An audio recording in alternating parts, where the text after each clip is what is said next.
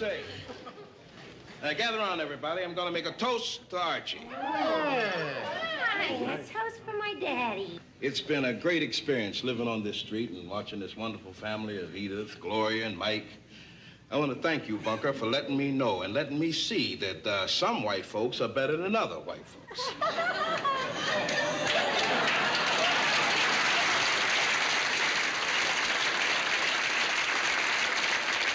Well, I wish the whole world could learn that. Archie, why don't you toast Henry now? All right, I will. Ain't nobody making no toast to my brother but me. Who the hell is that? That's Bob. Oh, let me get that. Get away from the door, meathead. Get over there. Get over there. Archie, let him in. Eat it. Back. I'll handle this. Hey, Jefferson, are you asking to come into my house? No, Bunker. I wouldn't come in there, not even if you got down on your hands and knees and sang Mammy. Hey, Jefferson, I don't blame you, kid brother, for leaving home. If I was your brother, I'd leave home, too. If you was my brother, I'd cut my throat. If I was your brother, I'd give you the knife. Oh, come on in, Bob. Save your breath, Lionel. I wouldn't come in there if he was the last white man on earth. Watch this. Ha-ha, you're in. No, I ain't. I'm out. If you're on my stoop, that's the same as being in my house. Stoops don't count. Stoops always count. Stoops never count. Don't turn your back on me. Oh, there you are. Now you're in for sure. So finally, the great Jefferson, who always reclined across my threshold, is into the house. All duded up with a flower in his lapel there. Or is that one of them things that's squinting your eye? No, it's weird. I wear a fresh one every day. Ah, you don't blow money on a fresh flower every day. No, I steal one every day from a blind flower girl. Oh, he's joking. George, they don't know you here. He's joking. Louise, I'll tell them when I'm joking. I was joking. Bunker, I'm just going to say what I have to say to my brother and get out. I'll gladly hold the door for you. Henry, when I was a kid, I was always asking Mom for a brother. You know how poor we was. So all we could afford was you. Oh, George. He's kidding. Louise, never interrupt a man when he's toasting. Henry, all kidding aside, the trouble with being a brother is that sometimes you can't always say the things that you really feel. You know, like how good it is to have somebody around to rap to, somebody to kind of pick you up, you know, when you're so low that you have to reach up to touch bottom. Well, you know, I'm not much of a talker, but there's one thing that needs to be said. I love you, brother. Oh, man, you're always doing that, stealing everything that's mine. Say what?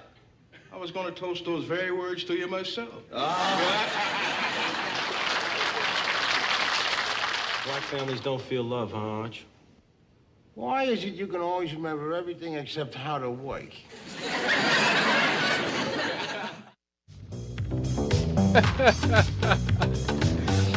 That was the very first meeting of Archie Bunker and George Jefferson. The first time they ever interacted on screen. The late, great Carol O'Connor and the late, great Sherman Hemsley.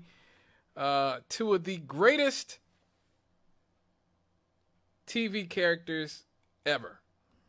Right there. And both products of a man that we lost this week, Mr. Norman Lear. The writer, director, producer who revolutionized primetime TV with All in the Family, The Jeffersons, Maude, Good Times, and so many other great shows, propelling political and social turmoil into the once insulated world of TV sitcoms, has died. He was 101 years old. Wow. He died on Tuesday in his sleep, surrounded by family at his home in Los Angeles, said Laura Bergthold, spokesperson for the family. Where do I get back? He was a liberal activist with an eye for mainstream entertainment. He fashioned bold and controversial comedies that were embraced by viewers who had to watch the evening news to find out what was going on in the world. His shows helped define primetime comedy in the 1970s and launched the careers of Rob Reiner, Valerie Bertinelli, and made middle-aged superstars of Carol O'Connor, B. Arthur, and Red Fox. All in the Family was immersed in the headlines of its day while drawing upon Lear's childhood memories of his tempestuous father. Racism, feminism, and the Vietnam War were flashpoints in the blue-collar conservative Archie Bunker, played by O'Connor. Clashed with his liberal son-in-law Mike Stivic, Reiner, Gene Stapleton co-starred as Archie's befuddled but good-hearted wife Edith, and Sally Struthers played the Bunker's daughter Gloria, who defended her husband in arguments with Archie. Man, I loved me some All in the Family. It just goes to show you what we've lost as a society because we've become so politically correct. We've become so obsessed with not offending anybody. Archie Bunker did more to bring black people and white people together by being the most buffoonish version of a white supremacist than I think anybody has ever done.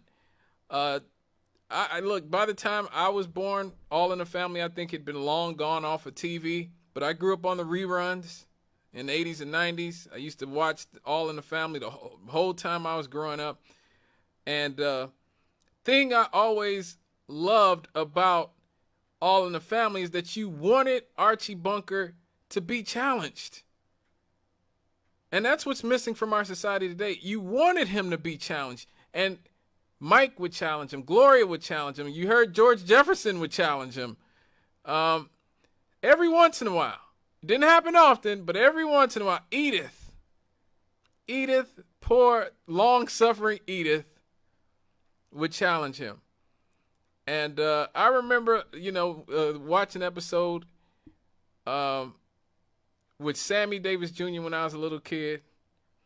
And it to this day, it had an indelible effect on me because it shows you that simultaneously somebody who's racist can have very little to no regard for black people, but make exceptions when it's somebody who does something that they like Sammy Davis or rappers or singers or NBA players or NFL players or Oprah or Beyonce or whoever. It goes to show you that, again, racists are not just these two-dimensional characters, stick figures. There is a complexity to racism in our society. There is.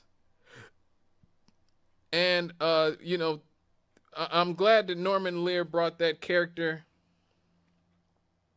to Archie Bunker. Not Archie Bunker. Fred Sanford, my father's favorite show of all time. Sanford and Son. I grew up watching that with him.